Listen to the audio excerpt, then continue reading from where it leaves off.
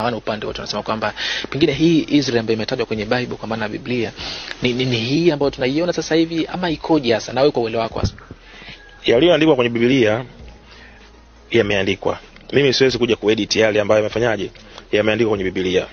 Lakini lazima tufike hatua tuongee vitu vya ukweli. Hata haya mambo yanayotajwa na dunia tumekuja kuyajua tulivyokuwa. Nchi za Kiarabu zimekuwa zikitangazwa ni zina ugaidi. Nchi za Kiarabu zimekuwa zikitajwa viongozi wao kwamba ni magaidi, ni wauaji, kitu ambacho ni uongo. Wao ndio magaidi. Israeli na watu wake huku wanachokifanya sio ugaidi. Wanateketeza Gaza vile, unaua mpaka watoto, kila kitu unachakaza. Ule sio ugaidi. Unanivamia mimi, unanipiga, nikikurudishia unaniambia tena mimi ni gaidi. Ugaidi umetoka wapi? Wanajitetea.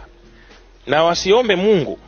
Yaani wasiombe Mungu wakaamka wote. Wakiamka wote watafurahia, kwa sababu kule wenzetu wale, unajua kuna utofauti wa kupigana vita. Kuna mwanajeshi ambaye ametoka nyumbani, jeshi likampokea, akajifunza kuwa mwanajeshi. Mwanajeshi huyu analitetea taifa lake, lakini ana mentality ya kwamba kuna mke nyumbani na kuna watoto, kuna mjomba, kuna rafiki zangu, nataka niende nikapigane vita nirudi nyumbani. Ndugu mwandishi wa habari, kuna watu wanakwenda kupigana vita, mentality yao hawataki kurudi nyumbani. Lazima uelewe unaenda kupigana vita na mtu wa aina gani. Ni kali sana. Yaani kuna mmoja anataka kwenda kupigana, ashinde arudi nyumbani akaone familia. Alafu kuna wengine wameshaiaga hiyo familia. Yaani wao hawataki kurudi. Iwalo naliwe. Ndio hawa sasa